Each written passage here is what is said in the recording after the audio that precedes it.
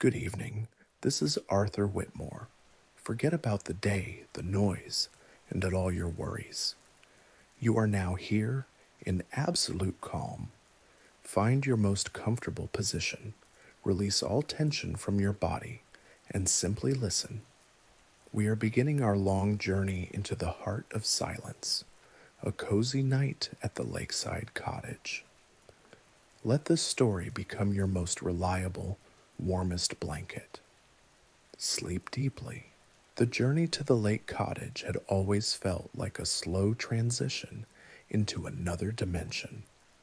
The last stretch of the road, the one that wound through the dense, ancient forest, was completely unlit, and your car's headlights caught only the wet trunks of pines and the ferns sprawling along the roadside. The rain, which had begun right after sunset, hadn't stopped. It wasn't heavy, but constant, forcing the wipers to move in a steady, soothing rhythm. That sound, the whisper of rain on the car roof, and the rhythmic scrape of rubber on the asphalt that gradually turned to gravel, had been your lullaby for the past half hour. The cabin smelled faintly of old leather and damp air that managed to seep in despite the tightly closed windows. You felt a slight tension in your shoulders from the long drive, but it mingled with a joyful, growing anticipation. Finally, through the veil of rain and darkness, you saw it. A light. A single, warm, yellow square deep in the woods. The porch lamp, the one you always left on. The cottage appeared as if out of mist, a low, sturdy structure of dark, rough wood and coarse stone. It looked solid and welcoming. You carefully parked on the gravel-covered patch and turned off the engine. The silence that followed was almost deafening, broken only by the relentless drumming of rain and the distant, muffled sound of wind roaming above the lake hidden behind the wall of trees. You pulled up your hood, stepped out quickly, grabbed the one essential bag, and made your way to the porch. Each step of the old wooden staircase gave a soft, distinct creak, like a greeting. The key turned in the lock with its familiar, heavy click, and you pushed the massive door open. Inside, you were met by the scent of the cottage, not just a smell, but a whole composition that instantly enveloped and calmed you. Dried herbs hanging from the beams, the faint, earthy note of old oak, and most importantly, the trace of soot and aged smoke from the fireplace that promised warmth and comfort. You closed the door behind you, and the world outside, its chill and dampness, was cut off completely. After hanging your soaked coat on the wooden rack, you stopped in the middle of the main room. It was just as you remembered it, only now, in the dim light of the lone lamp by the door, it seemed even cozier. The floor was made of wide, dark planks. The huge fireplace of wild stone dominated the far wall, and two deep armchairs, upholstered in thick, faded fabric, stood nearby. You went straight to the fireplace, the first and most important ritual. On the mantel, as always, was a basket of birch bark and a neat stack of perfectly dry firewood. You knelt down, your bags brushing softly against the floor. Starting the fire took only a few minutes, but those minutes belonged entirely to the moment. You felt the cool air being drawn up the chimney and heard the dry twigs crack and catch, pulling the bark into flame. Then you added the first small logs. Within minutes, the room filled not only with scent, but with sound, the gentle, unhurried crackling of living fire. It began to cast the first dancing shadows, bringing the walls to life and turning the room into a space of intimacy and safety. Now that the heart of the cottage was beating, you could finally relax completely. You approached the tall, narrow window. It was cold to the touch, and you saw your faint reflection against the endless, black void of the dark forest outside. The rain traced strange, fleeting patterns on the glass. It was a sight that brought an incredible sense of peace. The storm outside, the perfect refuge within. The next step was tea. In the tiny kitchen, separated from the living room by a bar counter made of the same dark wood, you found everything you needed. The whistle of the old silver kettle was sharp and insistent. You prepared your favorite herbal blend, the one you always brought with you, kept in a coarse cloth pouch, smelling of earth and summer sun. You poured a generous handful into a clay mug and filled it with boiling water. Steam rose, carrying an aroma that perfectly harmonized with the scent of smoke. With the mug in your hands, you returned to the fireplace and finally sank into one of the deep armchairs. It embraced you like an old friend. You reached for the heavy woolen blanket, folded at your feet, and pulled it over yourself. Its weight was soothing, as if it whispered, "You're here, you're safe, and there's nowhere you need to be." The fire had grown strong now, its warm light pulsing softly. You took the first scalding sip of tea. Everything beyond this room ceased to matter. It was the first full minute in the cottage, a minute filled with scents, sounds, and sensations of pure, unpretentious comfort. You heard only the steady breathing of the fire, the monotonous drumming of rain, and the sweet, warm steam rising from your cup. The tea was cooling slowly, turning from scalding hot to simply warm and pleasant. You held the mug with both hands, feeling that steady, comforting warmth seep into your palms and then spread through your whole body. The armchair, deep and slightly sunken in just the right places, seemed made precisely to hold you in its embrace. You closed your eyes, letting yourself sink fully into the world of sounds. The sounds were layered like an old, well-aged wine. The first layer, close and vivid, the crackle of firewood in the hearth. It wasn't harsh, but tender and unhurried. You could hear the resin in the logs bursting softly under the heat, tiny, brief pops, and the way the fire breathed, greedily wrapping around fresh pieces of wood. The second layer, mid-distance, the rain. It drummed on the slanted roof, the gutter, and the porch. A steady, dense noise. It created an invisible yet palpable barrier of safety, reminding you that outside it was cold and wet, but not here. The third layer is distant and barely perceptible, the wind. You couldn't hear it directly, but you felt its presence in a faint, low hum that sometimes slipped through the wall of trees and brushed against the cottage. Paradoxically, it only deepened your sense of safety. You opened your eyes slightly. It was time to look around more carefully, to ground yourself in this place. You rose slowly. The blanket slid from your knees with a soft rustle and settled onto the floor, immediately absorbing the warmth from the stone hearth. You began to walk around the room. A bookcase occupied an entire wall. It was a collection arranged not by genre, but by mood, worn volumes of poetry, old maps of the region, a few thick novels in dark bindings, and books on botany with faded illustrations. You ran your fingers along the spines. The scent of paper and dust, mixed with cedar, was deeply nostalgic. On one of the shelves, next to a small compass, lay a stack of old, yellowed photographs that you didn't touch, leaving them as part of the cottage's quiet mystery.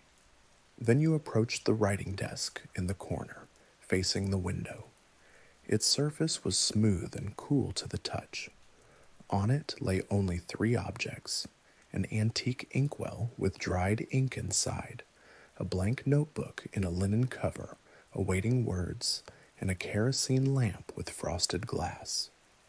You lifted the lamp, feeling its surprising weight and the coolness of the metal. You remembered that, long ago, it had been the only source of light here. Even now, with electricity, it remained a symbol of simplicity and unhurried living. You returned to the center of the room to take it all in. The ceiling was high, with dark, massive wooden beams that looked as if they'd been there for a century. From it hung a single chandelier, nothing more than a wrought iron ring with 3 dim bulbs that cast a soft, non-blinding glow. The perfect light for a night when you don't need to stay awake. Finally, you stepped into the bedroom. It was small and perfectly minimalistic, a high, wide bed covered with a heavy white linen spread and 2 bedside tables. When you opened the wardrobe, the scent of freshly starched linens filled the air. You took out your favorite flannel pajamas. They smelled like home. The touch of the soft, warm fabric against your skin was instantly relaxing. You turned off the bedroom light and went back to the living room. The fireplace was now the only source of illumination. As your eyes adjusted to the dimness, the room seemed brighter than before.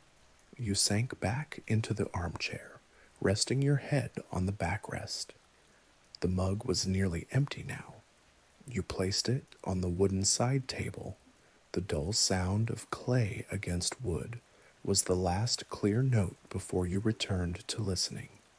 Your body finally surrendered completely to comfort. The heaviness in your muscles, the tension of the day, the memories of the road, all faded away like foam dissolving in water. Only the present moment remained, the warmth of the fire on your face, the coolness of the air on your neck, the soothing weight of the blanket, and the steady, unshakable rhythm of the rain that would go on all night, an endless, faithful guardian of your sleep. You closed your eyes, and the world narrowed to the warm orange pulse behind your eyelids and the symphony of silence. You weren't asleep yet, but you were no longer awake. The feeling of isolation was now complete, but it wasn't a frightening isolation. It was a healing one. Outside the window, the rain began to change. Its steady, monotonous drumming softened, turning into a gentle, whispering shower, like the murmur of 1,000 needles falling onto wet earth. You turned your head slightly in the armchair and noticed that the fire in the hearth had also calmed. The bright, eager tongues of flame had been replaced by glowing, deep embers that shone with a steady, soft orange light, like the breath of some great, sleeping creature. Above the coals, a faint, bluish flame still flickered, delicate and almost transparent, showing that the fire was still alive, though now in a state of rest. You slowly reached for the basket of knitting beside you. It wasn't yours. It seemed to have always been there. Inside lay an unfinished large scarf of thick, light gray wool. 2 wooden needles protruded from the stitches. You had no intention of knitting, but touching the soft, slightly dusty wool was unexpectedly pleasant. You ran your fingers through the strands, feeling their coarse yet warm texture, and this simple, mindless act helped your thoughts relax even further. The thoughts that, just an hour ago, might have darted around restlessly were now slowing down, becoming as soft and fluffy as the yarn itself. Time here, in this cottage, flowed differently than in the outside world. There was no clock, except for the distant, almost inaudible ticking of an old grandfather clock in the hallway, one you had deliberately left unwound. The only ways to tell time or by how far the firewood had burned, and by how quiet the world had become. Judging by the deep darkness outside and the lullaby rhythm of the rain, the night had passed its midpoint. Suddenly, you felt the room had grown too warm. The heat from the hearth, mingling with the comfort of the blanket, created an almost tropical atmosphere. You pushed the woolen blanket off your legs, and it fell to the floor with a soft thump. The touch of cool air against your ankles was refreshing and delightful. You looked back at the fireplace. It was time for the final act of the night. You reached for the wood basket and chose one, the thickest, heaviest log. It was dry and solid. Carefully, so as not to stir the ash, you placed it on top of the glowing embers. At first, it just lay there, motionless and dark, but within a minute its underside began to glow crimson, and then, with a low, drawn-out hiss, it accepted the fire. This log would burn for hours, giving off a soft, steady warmth that would last until morning, a promise that your sleep would be warm and unbroken. You leaned back into the chair. The scent in the room had changed, now deeper, smokier, with a resinous note rising from the slow-burning log. You closed your eyes, letting weariness take over. The sound of rain now felt as though it was part of your own consciousness, and the warmth of the hearth part of your body. You felt your eyelids grow heavier, your breathing slower and deeper. You were no longer sitting in the chair. You were part of it, part of the warmth, part of the silence. Sleep was no longer something ahead of you. It was here, now, wrapping you gently, like a soft woolen blanket. The warmth from the long, thick log had become steady and deep. It no longer blazed brightly, but radiated an intimate, constant glow that filtered through your closed eyelids, tinting the darkness in soft, orange-red tones. It felt like slow, rhythmic breathing, in sync with your own. Every muscle you hadn't noticed during the day, now relaxed, heavy, and loose. You could feel your head slowly, almost imperceptibly, tilting to the side, finding the perfect resting place against the soft headrest of the chair. Your consciousness floated on the thin edge between wakefulness and sleep. You could still hear the sounds around you, but they no longer stood out. They merged into a single, seamless background hum, perfect for sinking deeper. The sound of the rain was no longer rain, but simply white noise, filling every empty space and leaving no room for stray, restless thoughts. You focused on one barely audible sound coming from outside, incredibly calming, the soft rustle of gravel beneath the cottage wall. It was made by the water running off the roof, gathering speed and landing on the pebbles by the foundation. It sounded like a quiet, endlessly repeating cascade of tiny shifting stones. That sound was proof that the house was holding strong against the elements, that the water was flowing away, and that you were safe. At some point, you felt a cool, thin draft glide gently through your hair. It was fleeting and not at all unpleasant. On the contrary, it reminded you how warm you were beneath the cozy wool blanket you instinctively pulled up to your chin. You noticed that even the scents in the room had softened and blended together. The smoke from the dying embers, the damp freshness of the forest carried in by the draft, and the dry herbal aroma of tea. It was the scent of deep night and sheltered rest. You no longer remembered what you had been thinking about in the last few minutes. Your thoughts had turned into images, dark silhouettes of trees drifting across a red backdrop, the slow motion of flames resembling silk scarves dancing in the air. The images had no meaning, but they were profoundly soothing, a prelude to sleep, a visual accompaniment to your descent into it. Your breathing was now so deep and even that you hardly noticed it. You lay, or rather rested, in the chair, and the feeling of total physical relaxation grew stronger. Your body was completely still, only your chest rising and falling in slow rhythm. Then suddenly, a dull sound echoed through the room. Not sharp, not alarming, more like a settled, heavy thud.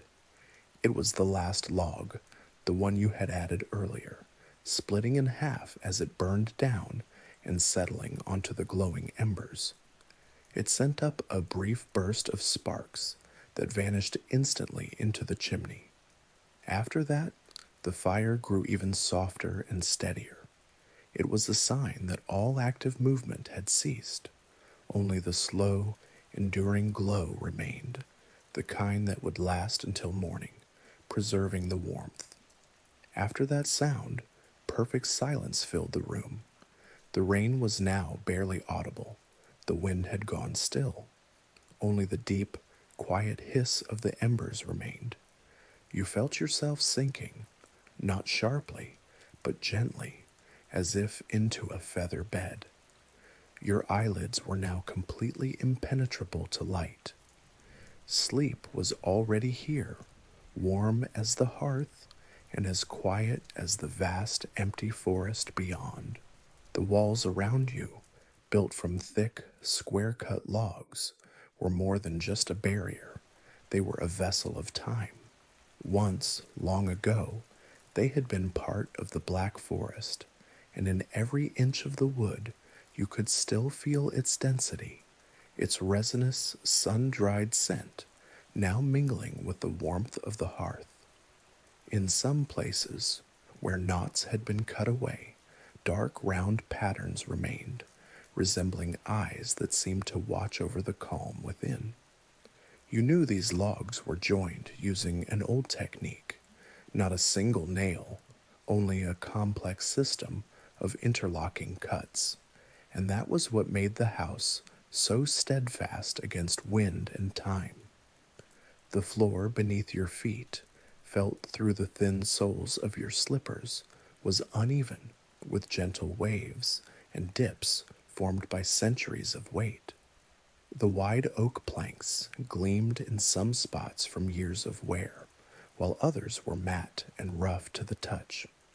If you listened closely, especially when the fire quieted, you could hear a faint, almost hidden creak somewhere deep in the house, the sound of the wood breathing, expanding and contracting with the temperature. You slowly opened your eyes to take in the details that had escaped you before. You noticed the old cedar door in the hallway, so thick and heavy that when you closed it, the outside world simply ceased to exist.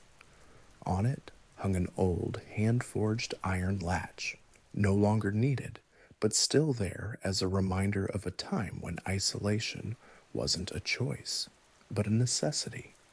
And there, lying in the chair, wrapped in warmth, you began to think of those who had lived here before you, the residents of the lakeside cottage.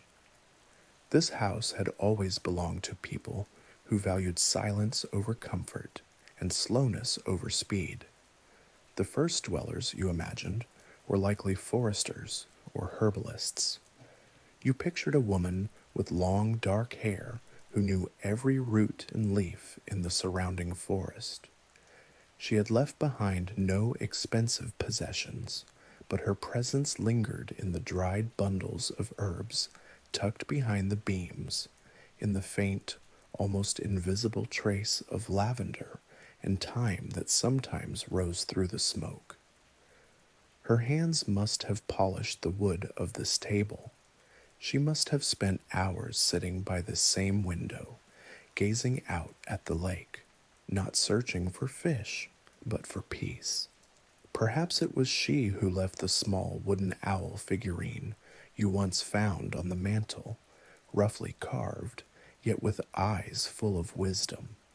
Then, much later, There came the scholar, not the kind who worked with test tubes, but one who worked with ideas. His presence remained in the old kerosene lamp on the table, the linen bound notebook, and the thick leather volumes filled with formulas and ancient languages lined up on the shelf. He hadn't come here to escape, but to focus. You could picture him sitting by the same fire at night, the lamp glowing beside him, the only sound the quiet scratching of his pen across the paper. These walls had absorbed his calm persistence, his concentration. You could feel it. Even your own half-dreaming mind sensed an extraordinary clarity. These people, though long gone, had created an invisible layer of peace and reverence in this place. Their spirit lingered in every corner, in the neatly stacked pile of dry firewood, in the spotless linens, in the jars of herbs. The lakeside cottage was not merely a home, it was a reservoir of silence. And now, as you sat in the dark, warm room, you felt yourself becoming part of that long, unbroken chain of residence, part of the cottage's slow, comforting breath. As your consciousness drifted deeper into drowsiness, the lingering impressions of the day and the surrounding comfort transformed into soft, soothing sensations, one of which was taste. In this cottage, food had always been simple, yet profoundly satisfying, and the thought of it now in the darkness became part of the larger picture of peace. You recalled the dinners once eaten here, meals that had nothing in common with the rush of city life. There was always the scent of rye bread, not freshly baked, but brought from a distant bakery, dense, dark, with the faintly sour aroma of the starter, stored in a clay pot covered with a linen cloth. You imagined slicing a thick, uneven piece, feeling the resistance of the knife as it cut through the tough crust. On that bread went butter, yellowish, almost orange, kept cool in the fridge but quickly softening in the warmth of the fire. The perfect pleasure was when the butter didn't spread, but melted into the bread, seeping into every pore. Beside it, there was always something sweet, brought from home, thick, dark jam made from wild blueberries or lingonberries, boiled with minimal sugar. It was almost black, with tiny whole berries floating in it. You remembered that sweet tart flavor, the perfect contrast to tea and smoke. These flavors weren't complex, but they were steadfast and earthy. They nourished not only the body, but the very sense of home. You pictured the last small bowl of oatmeal you had eaten before sinking into the chair. It had been cooked in milk, seasoned only with a pinch of salt and a small piece of butter that melted on the surface, leaving behind a glossy golden circle. It was a warm, viscous comfort that settled in your stomach with a pleasant, heavy weight. Thoughts of food slowly faded, replaced by a gentle sense of sleepiness and fullness, that kind of deep, contented fullness that doesn't give you energy, but instead invites you to complete stillness. And then, just as your mind was about to switch off completely, you sensed another kind of warmth and another sound coming from below, beneath the chair. It was the cottage's pet, not yours, but the one that had always been here, the keeper of silence. It was an old, large, completely black cat. His name was simply Night. Night always slept in the same place, down by your feet, between the chair and the warm stone of the fireplace, curled into a perfect compact circle. You couldn't see him now, but you could feel his presence as an additional low-placed source of heat. Then it came, the deepest and quietest sound an animal can make, a rolling purr. It was so low that it felt more like a vibration than a sound, traveling up through the wooden legs of the chair and into your feet. It resembled the distant hum of an electrical transformer, except this was alive, warm, and utterly soothing. The purring matched the rhythm of your heartbeat and the slow, steady crackle of the embers. You felt the cat stir slightly in his sleep, a faint, dry rustle of his thick, soft fur against the old rug. Then came a tiny sigh, deep and perfectly relaxed. Night was asleep, and his complete calm was contagious. You pictured him heavy, warm, serene. His purr continued, reminding you that you were not alone in this vast, isolated silence.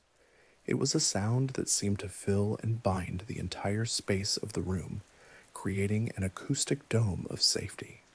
As long as night purred, everything was all right. It was peace doubled, the peace of the fire and the peace of the sleeping creature.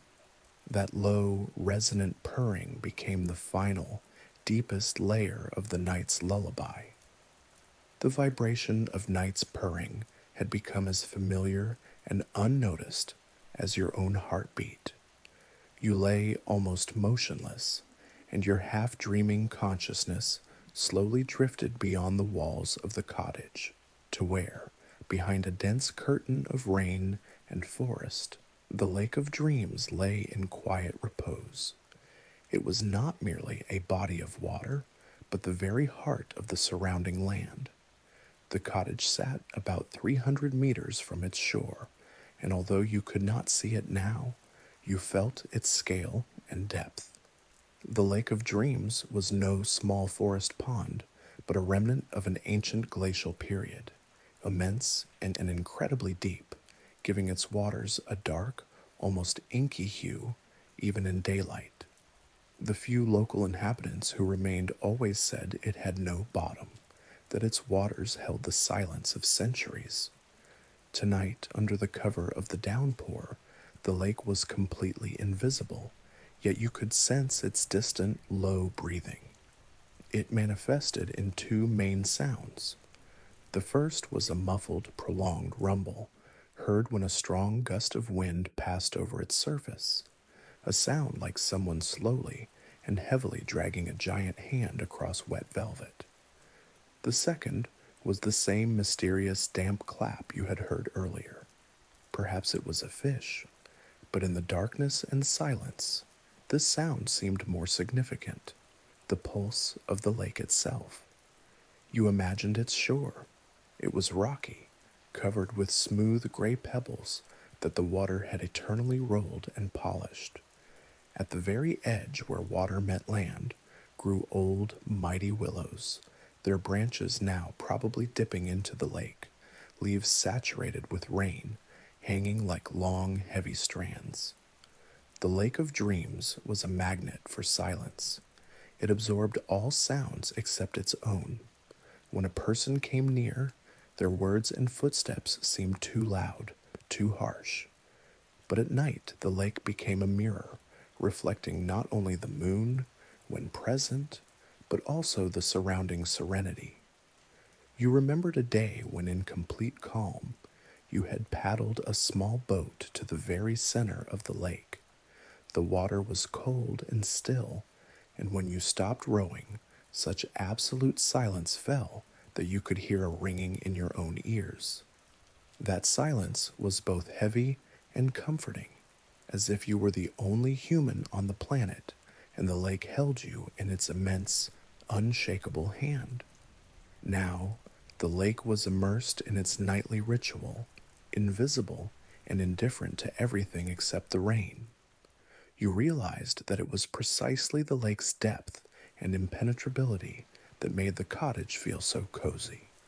It acted as the last line of defense against the outside world. Beyond it lay nothing but wild, untouched nature, and before it, your wooden fortress. The thought of the water, its coldness and stillness, made your body curl tighter in the chair, pressing closer to the warmth of night and the hearth. The lake's damp, cool energy was the perfect contrast to the dry, heated comfort inside.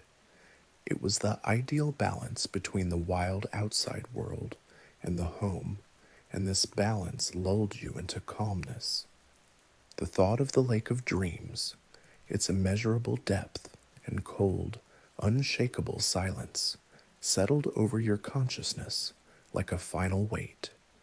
You no longer tried to hold on to your thoughts. They sank slowly, like small stones into dark water.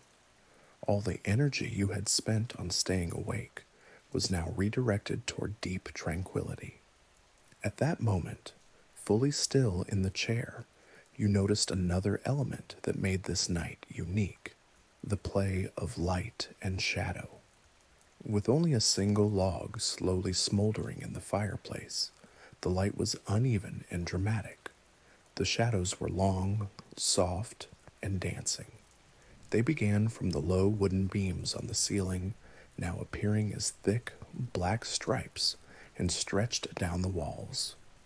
You watched the silhouette of the clay mug on the side table grow and shrink, as if breathing. The shadow of the bookshelf extended across the floor, and within it, you could see the interplay of textures. In some places, the shadow was dense on the smooth wood, and in others it refracted and quivered on the plush nap of the old rugs. The fire itself cast a golden orange glow. It was not bright light, it was rich and low. The stonework around the hearth, which looked gray and austere by day, now glowed with warm, honeyed tones. Every small smudge of soot, every uneven stone, seemed important and significant in this light. In one corner, where the light barely reached, absolute darkness reigned. This was the corner guarded by night, your sleeping cat guardian. From there came the low, rumbling purr, felt more in the body than heard with the ears. The darkness there was not frightening, but soft and protective, like folds of velvet. You felt your own face and hands begin to cool as you were slightly farther from the fire. The sensation of cool air on your skin, contrasting with the hot warmth beneath the blanket, was incredibly soothing. You did not move to get closer to the fire. This balance was perfect. The cool air carried the faint scent of rain and wet pine, while the warmth brought the aroma of wood smoke and fir. Everything in the room became a single whole. Sounds, scents, light, shadows, all worked together to create a dome of deep, continuous calm. You felt your eyelids growing heavy, and the light transformed into one large, warm, slowly flickering oval behind your closed eyes. Wrapped in the warm, familiar silence, you let your half-dreaming consciousness drift even further, back to the very beginning, to the moment when the lakeside cottage first entered your life, when its coziness was not yet habit, but a shock and a revelation. That first time was completely different. The journey was not just long, it felt endless, filled with uncertainty and tension. The road seemed darker, the forest more menacing. When you finally saw the silhouette of the cottage, it did not look welcoming. It looked wild and detached, as if it had simply grown from the earth. You remember stopping the car and turning off the engine. The absolute silence that followed the hum of the motor was deafening. It was not the silence of peace, but the silence of emptiness, broken only by your own breath, too loud in the stillness. You remember struggling to unlock the heavy, unyielding door. It was locked, and its creak was sharp and piercing, disturbing the centuries-old quiet. The air inside was cold and stagnant, smelling of dust, old wood, and a faintly sweet bitterness of autumn. It was dark, and the beam of your flashlight, trembling and weak, slid across unfamiliar walls, catching strange alien shapes. The room seemed vast and empty. The first thing you did was the same as now, but with a completely different meaning. You went to light the fireplace, but it was not a ritual, it was a duel. The logs were damp, the chimney did not immediately draw, and acrid smoke poured into the room, making you cough and fling the window open, letting in icy, wet air. It was a moment of doubt. Why am I here? But when the first tiny flame finally embraced the dry birch bark, magic happened. That faint light was a victory. It instantly transformed the space. The shadows retreated. The cold air that seeped through the cracks became a comprehensible contrast, not a threat. The room, which had been empty, became a refuge. You remember finding an old, gray wool blanket in a drawer. It felt rough and smelled like someone else's home, but when you wrapped yourself in it, it became the most reliable thing in your life. That first night, you did not sleep. You stayed awake, listening to every sound: the hoot of an owl in the forest, the rustle of something large near the wall. But these sounds did not frighten you, they acknowledged your presence. The most important sensation of that night was an incredible sense of ownership, not in the sense of possession, but in the sense of responsibility and belonging. You were here alone, and this place depended on you to be warm and lit. You sat until dawn, adding logs to the fire, watching the flames, and for the first time in your life, felt the absolute absence of external demands. No phone, no news, no obligations. Only you, the fire, and the forest. And for the first time, it felt like the only proper reality. It was then that the lakeside cottage ceased to be a house you had rented and became a sanctuary you had found. And that first, anxious, yet profoundly calming night became the foundation of the serene peace that now envelops you. Realizing the contrast between that first, wary night and the current, profound calm, your consciousness finally began to release the last threads of wakefulness. Now, with all memories and sensations processed and settled, you drifted into a world of visual and auditory hallucinations, that special state that precedes deep sleep. With your eyes closed, you no longer saw the shadows from the fireplace. Instead, an internal, soft light appeared, a gentle orange mist that slowly swirled and pulsed. Each wave resembled a deep, steady inhalation. This light had no source. It simply existed, filling your inner vision with a warm, velvety glow. The sounds that had once been separate, the crackling log, the whisper of the rain, night's purring, now merged into a single, enveloping hum. It was a sound of comfort, like an ancient, indistinguishable song you had known since birth. Within this hum, you could discern low-frequency rumble, night's purr, transmitted through the floor and chair. This was stability. Hissing, dry sound, the smoldering embers. This was warmth. High-frequency, monotonous rustle, the distant rain. This was protection. These three sounds wove together into an acoustic blanket, becoming part of your sleep. You felt your body grow incredibly heavy, the effect of complete muscular relaxation. Your arms, resting on the armrests, felt like lead, and your head sank into the headrest as if into a cloud. You no longer perceived individual parts of your body. You sensed yourself as a single, warm mass, slowly settling and sinking. Beneath this sense of heaviness, a sudden feeling of weightlessness arose. It was a strange but pleasant paradox. You were both heavy and floating at the same time. The sensation was like slowly sinking into warm, dense water, water that does not let you fall, but supports you, gently rocking. You were no longer sitting in the chair. You were floating in a warm, soundproof space where there was neither beginning nor end. At that moment, far outside, came the last, barely audible sound of the night. A soft, prolonged cry of some nocturnal bird, perhaps an owl returning to its perch after hunting.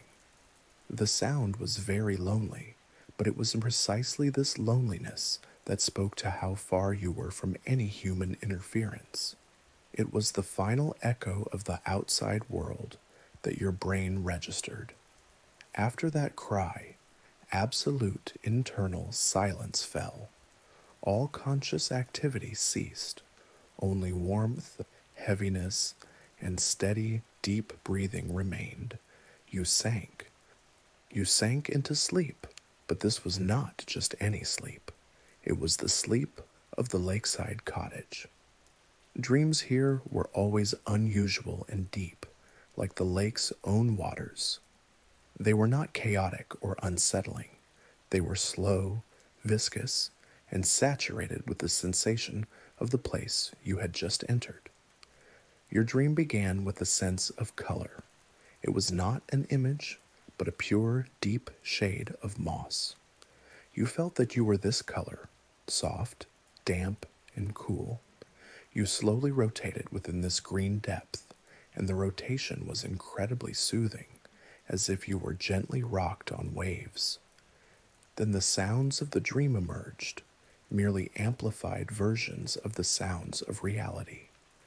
Night's purring became the murmur of an underground river flowing deep beneath the cottage's foundation. It was a steady, low, protective sound. The crackle of embers transformed into slow, distant heartbeats, so unhurried and powerful that they measured not seconds, but ages. In this dream, you did not see yourself, but you felt the space around you. It was infinite, yet cozy. You were in a vast, empty hall whose vaults were made of dark, polished oak, the same as the cottage walls. But instead of a floor, there was the black, still surface of the lake of dreams. You did not sink into it. You floated above it, and in this black water were reflected not stars, but the glimmers of an invisible fireplace.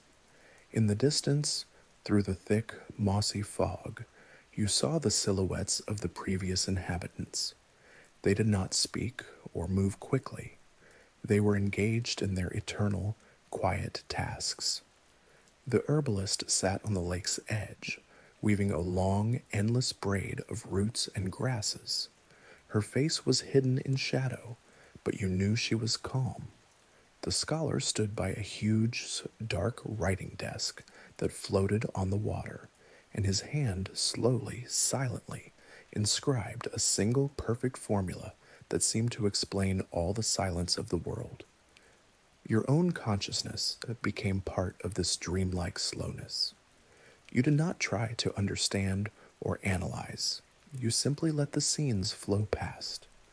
Thoughts came not as words, but as warm, rounded sensations, a feeling of solidarity with the sleeping cat, a sense of gratitude toward the heavy walls of the house, and a sense of balance between fire and water. The dream was heavy as granite and soft as flannel. It was filled with the scent of rain, which did not soak you, but comforted you. You slowly sank ever deeper into this dark, protected space, where the only time was the present, and the only motion was your own breathing. Your descent into sleep reached its deepest point, the place where time ceases to exist, and only pure, even tranquility remains. The mossy green fog of the dream thickened, and all images, the lake's water, the silhouettes of former inhabitants, slowly dissolved, leaving only a smooth, empty space behind. It was not darkness. It was a velvety, warm blackness, felt like a heavy, down-filled blanket. You sensed that the vibration of night's purring now came not from beneath the chair, but from the center of your own chest, becoming your personal inner rhythm. It was the most soothing and reliable sound. The rain outside had finally turned into a barely audible, distant rustle, like the gentle breathing of the forest. It no longer tapped, it caressed the cottage walls. The last thick log in the fireplace had ceased to open flames. Now it was simply a source of radiant, dry heat, felt on your skin like a soft, steady kiss. You felt this warmth penetrate through your flannel pajamas, through the wool blanket, reaching the deepest layers of your muscles and bones. Your breathing became so slow and deep that you barely noticed it. You lay embedded in the chair, feeling as if you and this cozy house had become one. The walls, stone, wood, fire, cat, rain, all of it was simply an extension of your calm. You were no longer a person trying to fall asleep. You were part of the silence. At that moment, when consciousness could generate no new thought, there came an absolute sense of safety and completion. All worries were set aside, all anxieties silenced. Only the readiness for deep, restorative sleep remained, a sleep that would last until morning, until the first faint light began to seep through the thick, damp window panes. You fell completely, lulled by the weight of the chair, the warmth of the embers, and the eternal song of the forest. Good night.